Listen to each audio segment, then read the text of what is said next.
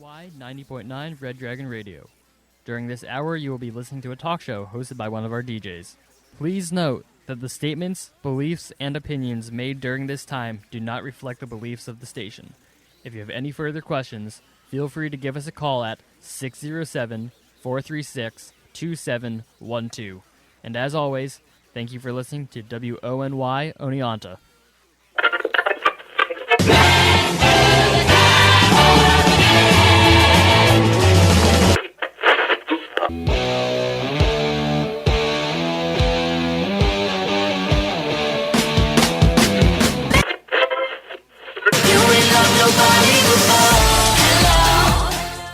You're listening to WONY News, serving more than 50 years of service to Oneonta and the surrounding area. My father gave me a small loan of $1 million. The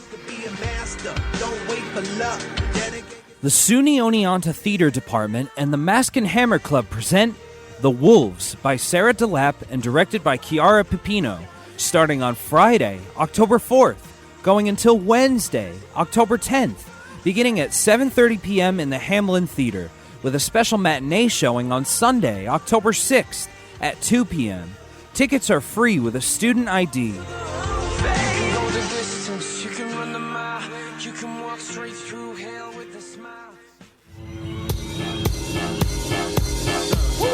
The Red Dragon Theater presents Men in Black International, starting on Friday, October 4th through Sunday, October 6th, with showings at 6:30 p.m. and 9 p.m., with a special matinee showing on Sunday at 1 p.m. Tickets are free for students and employees with the event pass. Just in case we have a face-to-face and make contact. The title held by me.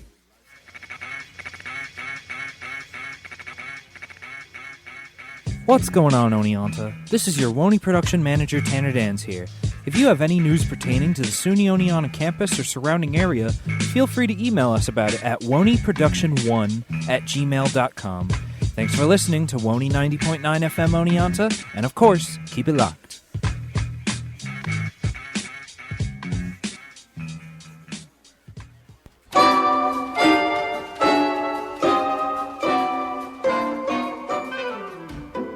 We all know there are many choices when listening to the radio, but I know I make the best choices when I listen to WONY 90.9 FM Red Dragon Radio. It's the best choice when you want to tune into all sorts of radio shows and music with the best choices of radio personalities.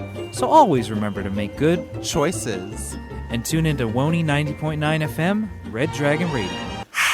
#choices.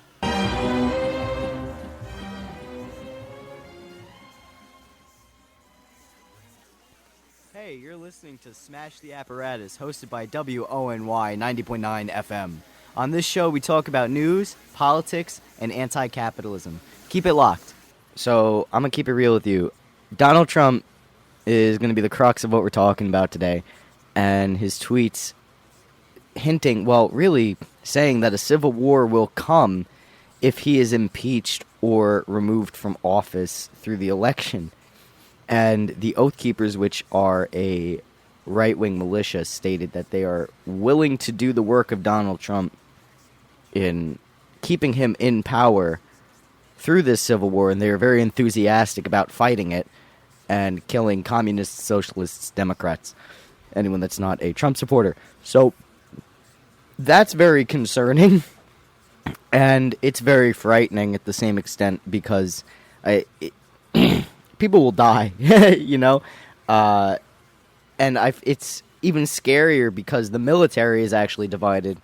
I was reading something off of the Daily Beast, and it was an analysis of the military's political background. And it's also divided, surprisingly, or not surprisingly, along racial lines, being that African Americans are not likely to support Donald Trump or be as gung-ho about the idea of fighting in a civil war, and it's conflicting based on like the sides. Like a lot of the white military members are Trump supporters and very far right, and a lot of the people of color in the military are not. So there's already that divide, and when the military's divided, that's bad news. Because, one, there's going to be foreign interventionists that will be easily able to take over whichever side, take on whatever side they choose to fight in. Because there's going to be foreign interventionists. There's going to be, NATO on the side of... NATO may even fracture because of an American Civil War. It's just so mind-boggling to even, think about an American Civil War. Who would be on the United States side and who would be on the rebelling side, and what would the rebelling side even be ideologically? The Democrats, most of them don't even own guns, so how are they supposed to fight in a civil war? And the only people that have the guns that are leftists are actual communists, and anyone that's not a Democrat but is left. So, would it really be people like me leading the charge? Would it be people in the DSA or other socialist groups? Will they not take up arms at all? Who knows? And it's such a very scary concept to even think about. And the fact that the President of the United States is so ridiculous enough to say that a civil war is coming and it will begin when I am impeached, that is jarring. The fact that you are willing to destroy the United States, possibly beyond repair, to preserve your own personal legacy is not only selfish, narcissistic, and just wildly inappropriate. It signs that we are entering a fascist state where democratic processes...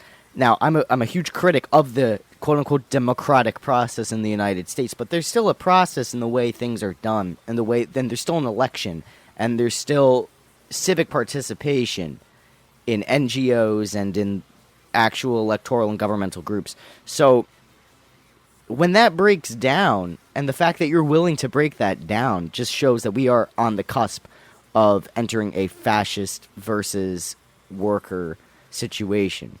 Now, I don't know who's going to lead this charge. It may not be the communists. To be honest with you, I don't see the communists leading it.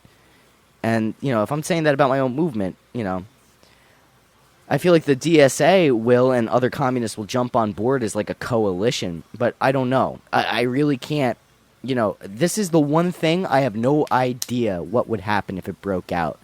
But it's just scary to think about, like, the sides and, like, the interventionism.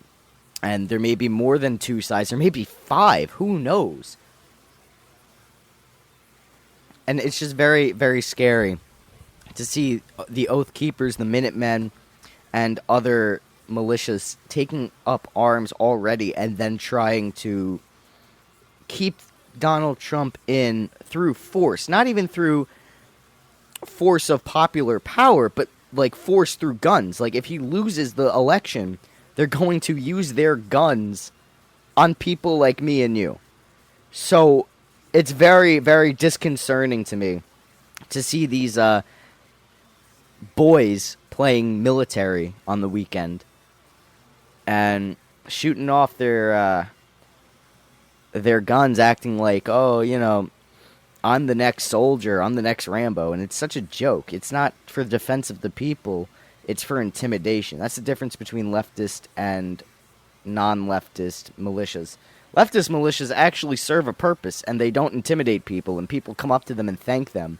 And the right-wing militias cause trouble and try to incite panic and violence, and they try to play army because they couldn't pass the PT test. That's my opinion on the matter. I think it's actually silly that these guys even exist, because we have the world's, not the world's largest, but one of the largest militaries. I think they got it on their own, guys. I don't think they need you to protect the U.S. government. And it's so funny, because 10 years ago, these guys would be called bootlickers, and most of the right would be like, look at those whack jobs. And now, everyone on the right is like, ooh, let me join. It's like everyone just got... It just shows that the anti-government, the libertarian side of the right wing and all that was just a bunch of BS. And it was really just a cover for internal racism that was finally externalized at the end of Obama's presidency. They hated a black man in office. And now they got another white guy in office that's like, that black guy didn't do too good. In fact, none of them did any good. And then that's how we have all this racism exploding today, because this guy is stoking that, and he's stoking fear and finally giving the right-wingers the opportunity to finally live out their Civil War fantasies. And the fact you walk around with that much violence like pent up inside of you that you're so excited to kill another human being is really sickening to me. I'd also like to define what a coup is, because Donald Trump is also stating that the Democratic Party is trying to launch a coup against his presidency and overthrow him. So, Mr. Trump, I'd like to ask you a question. Considering you're the commander-in-chief of the United States military, you obviously have been debriefed on various regime changes the United States has done throughout the world, such as Chile, Nicaragua, Panama.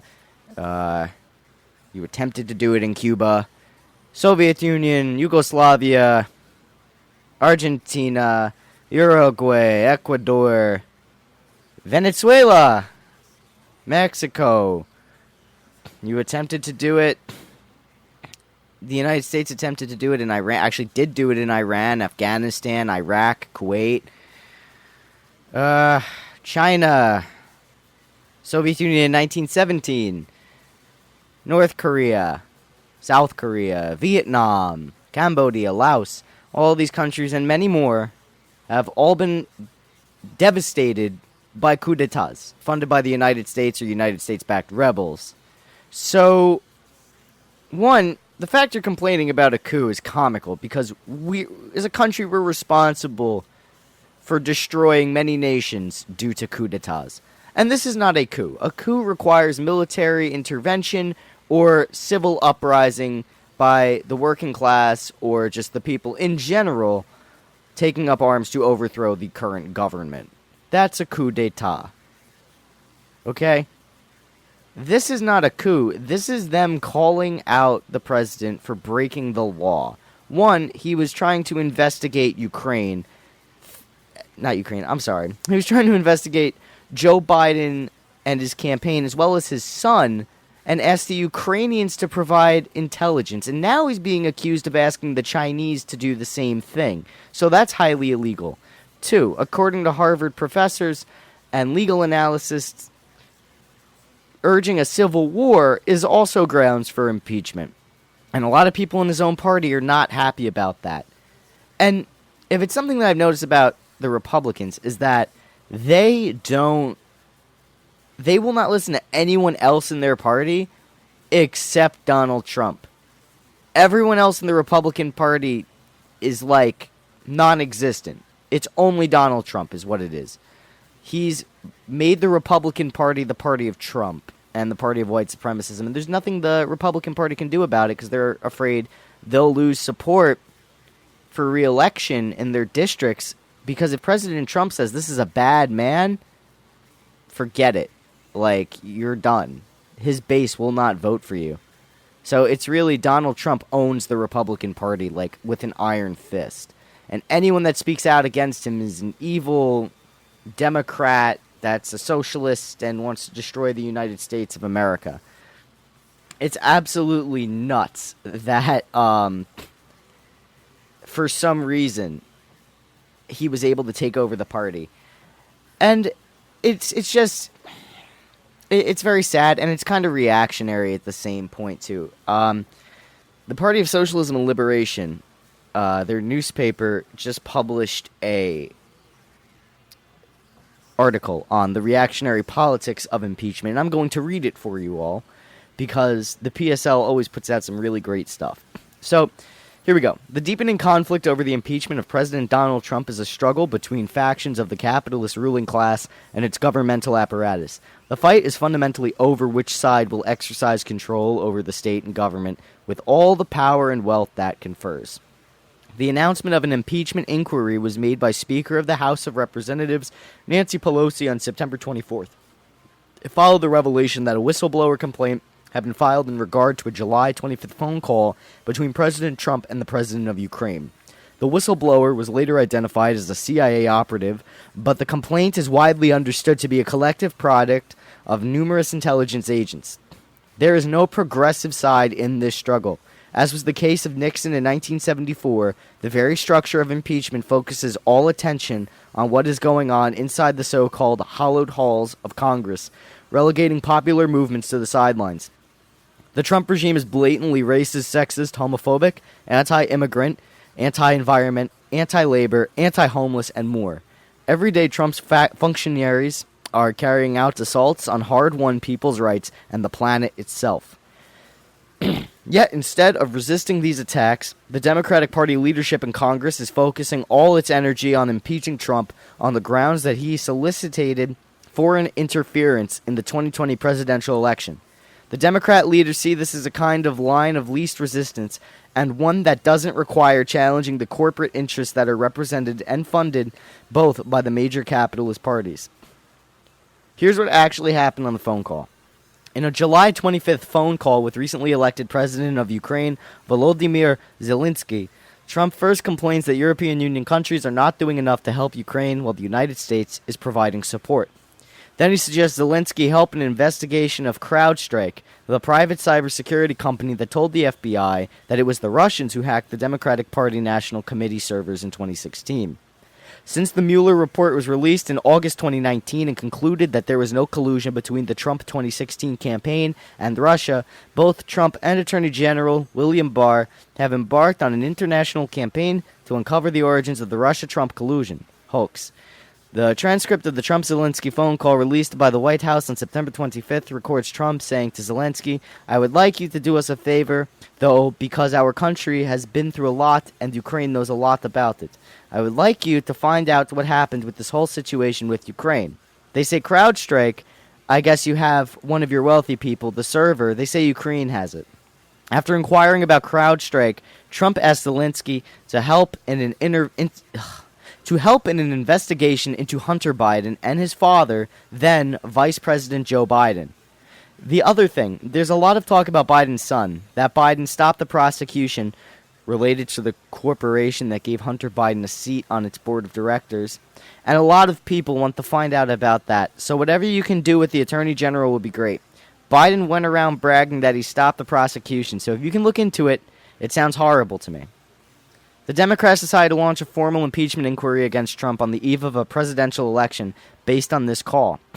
The Democrats didn't object when Trump was twisting his arm, bullying and threatening other heads of state to stop buying oil from Iran, or recognizing the elected government of Venezuela, or importing natural gas from Russia. But we are told that his bullying of Zelensky constitutes an intolerable and impeachable abuse of authority. It is an abuse of authority, but so was the Obama administration's covert and overt operations to topple the democratically elected government in Ukraine in 2014. Trump's request for an investigation of the Biden's conduct in Ukraine is clearly an abuse of authority, but not likely to lead to Trump's ouster, barring more explosive revelations. Were Trump to be impeached by a majority vote in the House of Representatives, he would face trial before the Senate. There are two-thirds majority, 67 senators, would have to vote for conviction. There are 53 Republican and 47 Democratic senators at present.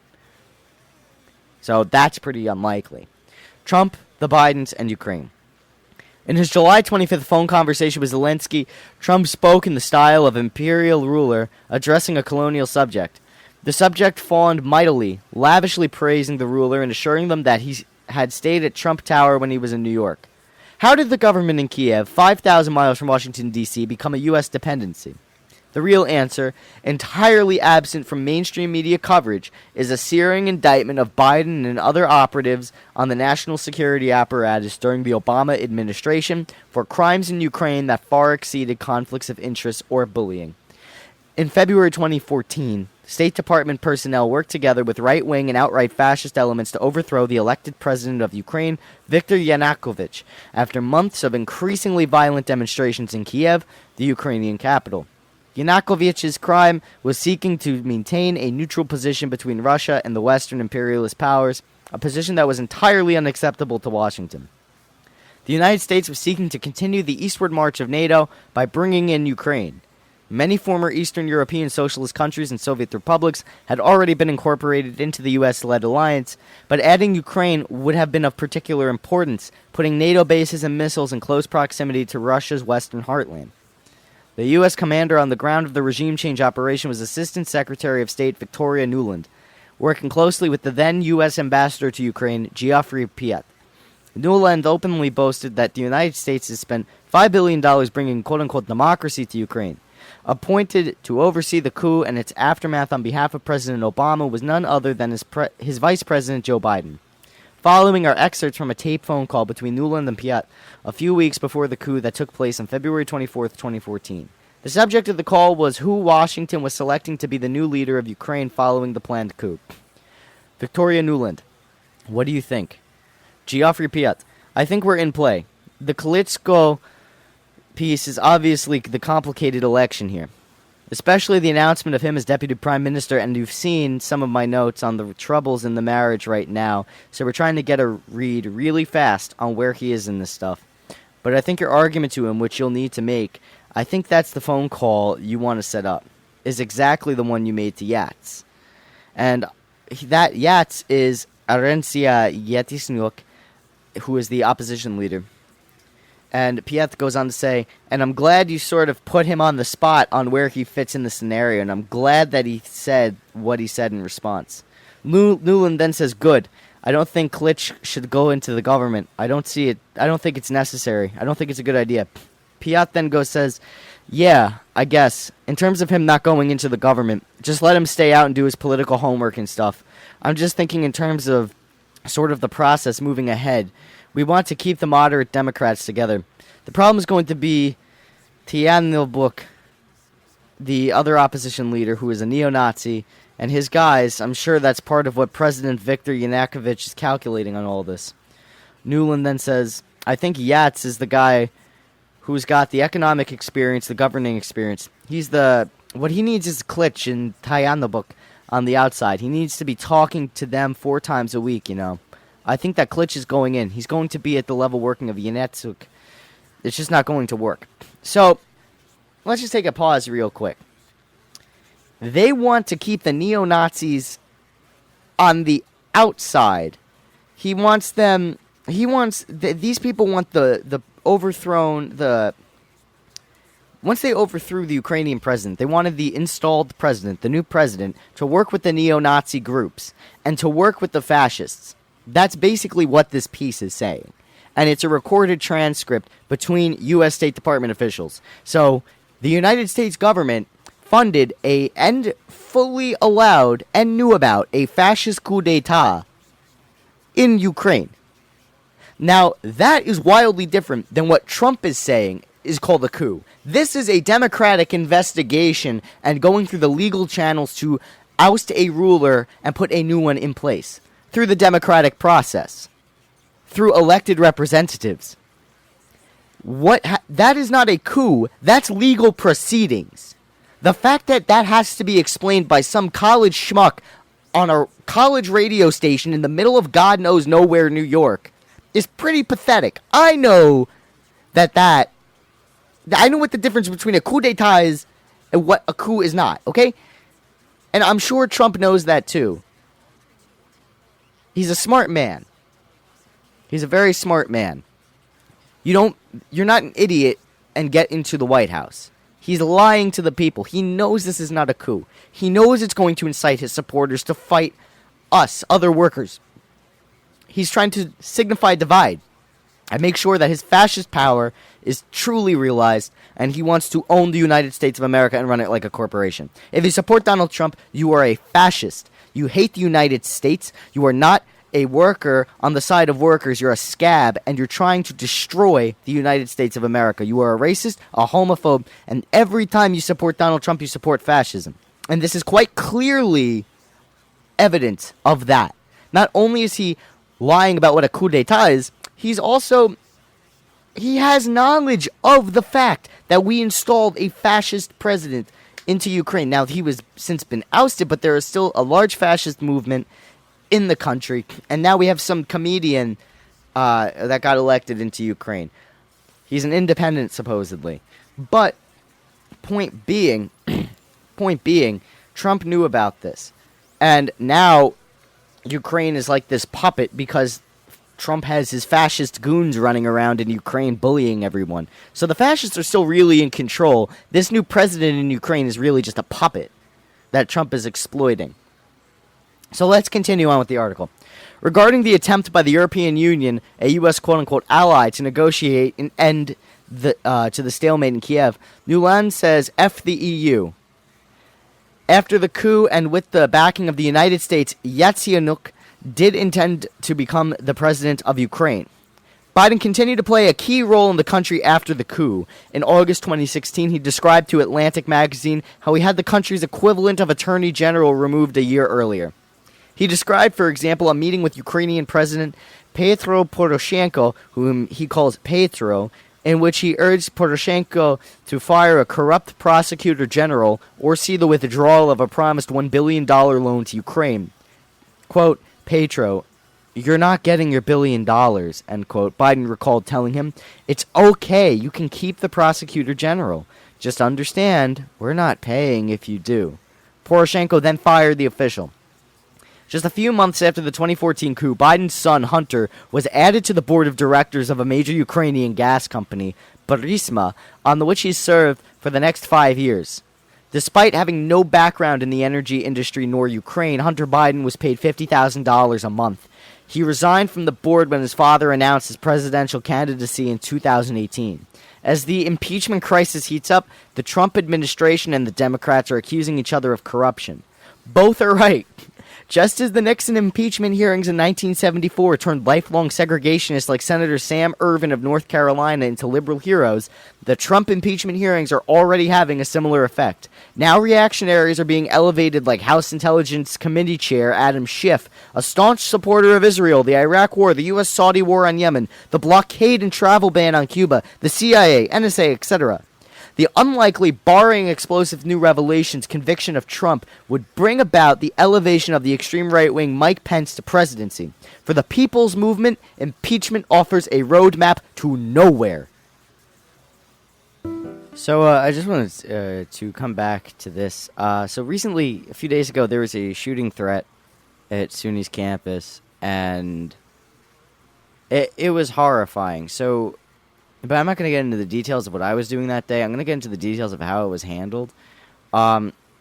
Personally, I think it was handled horribly, and I think most of it was done to be a cover-up because the stories they released in the media and to students was not accurate.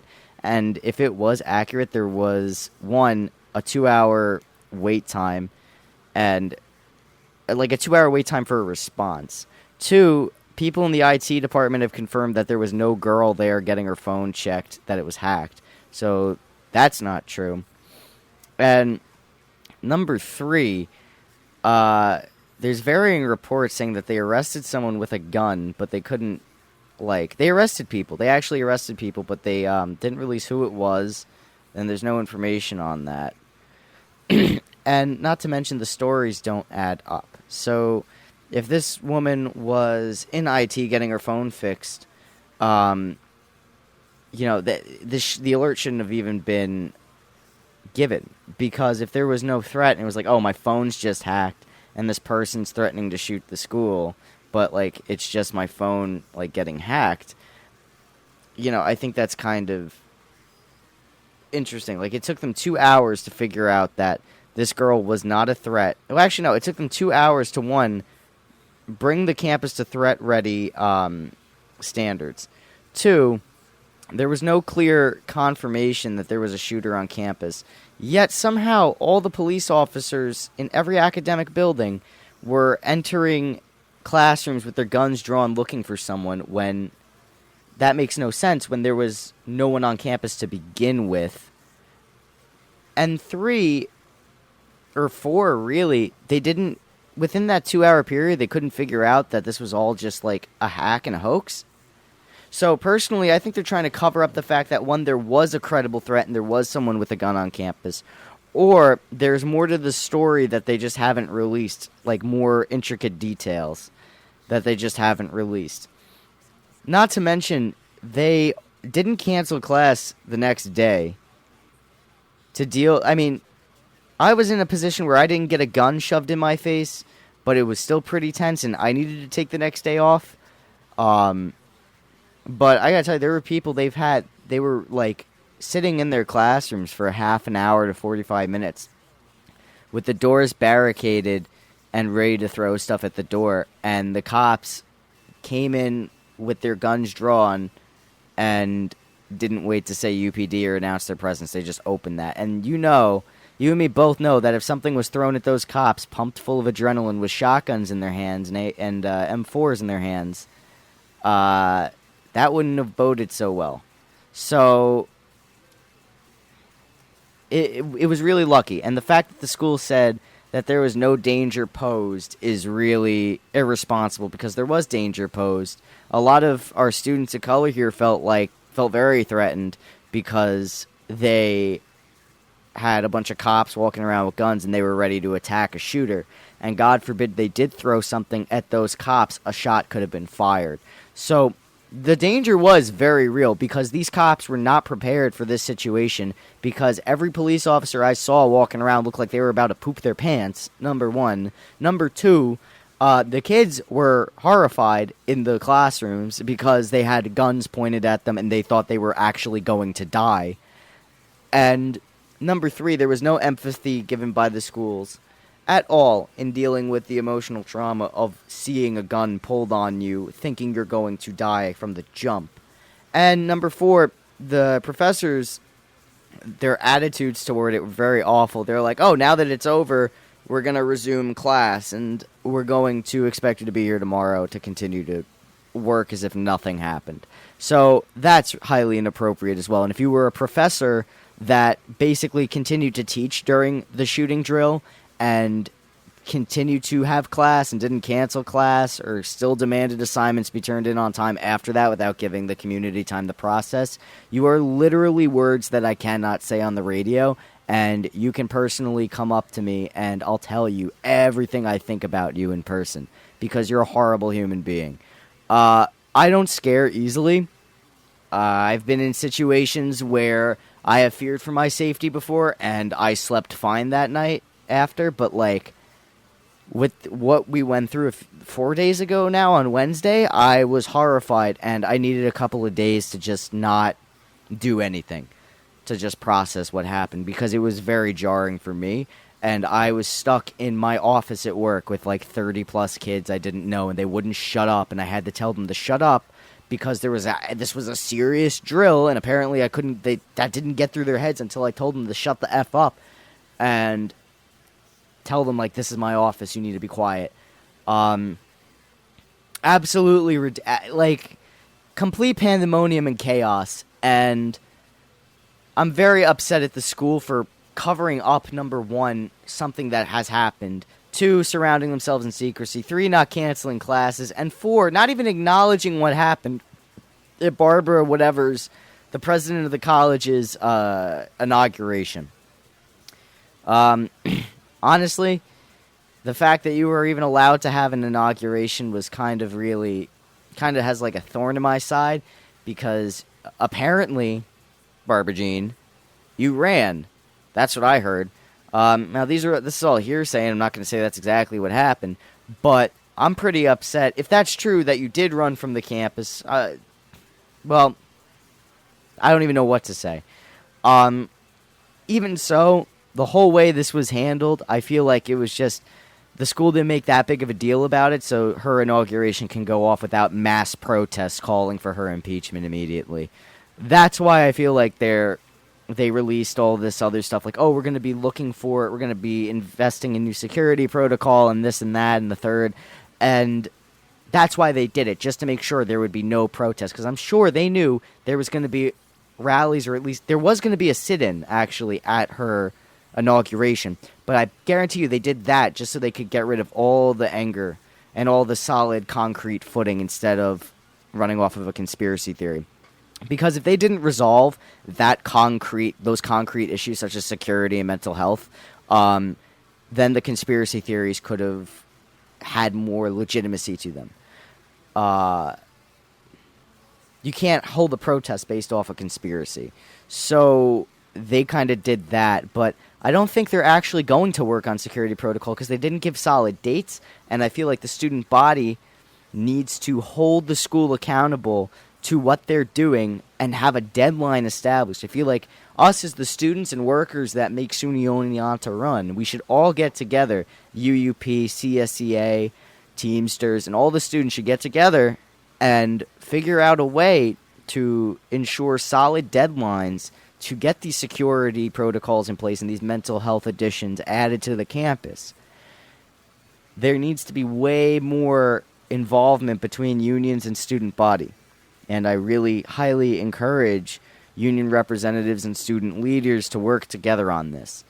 That's what I'm going to be trying to do within the next month, is to get that ball rolling.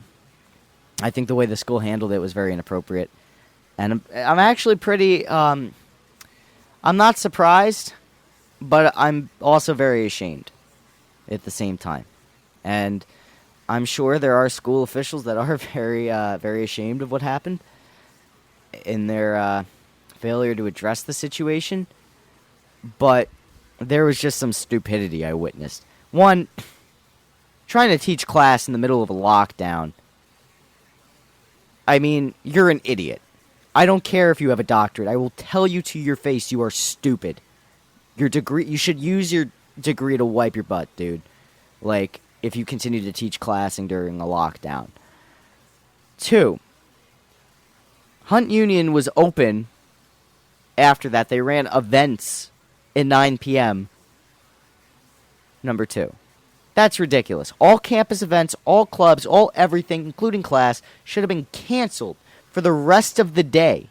All events, all practices, all everything should have been canceled, because even if it was a false alarm, that is a cyber threat. That is someone that we don't know if they go here or if they're in another part of the country or another part of the world, threatened to attack the campus. Who knows if this was just going to be like a prelude? They bombed the World Trade Center in '93 to test the response. Well, who's to say that next week they won't attack the campus? You know what I'm saying? So they should have shut down the campus and enacted immediate protocols right then and there. Now, I'm sure they are and they're not telling us, but at the same point, who knows if they are? They should announce that. And it's just the way it was handled was just ridiculous. That's what they should have done. We all know, the student body and the staff here know, that there should have been way more immediate emergency protocols enacted right away in response to this. I feel like the school's response is very weak and unfitting of a SUNY institution. And that's just saying the least. That's just being nice about it. And this has polarized a lot of the campus community. And even like on Friday, there was no one on campus. Barely anyone went to class on Friday, 2 days after the incident.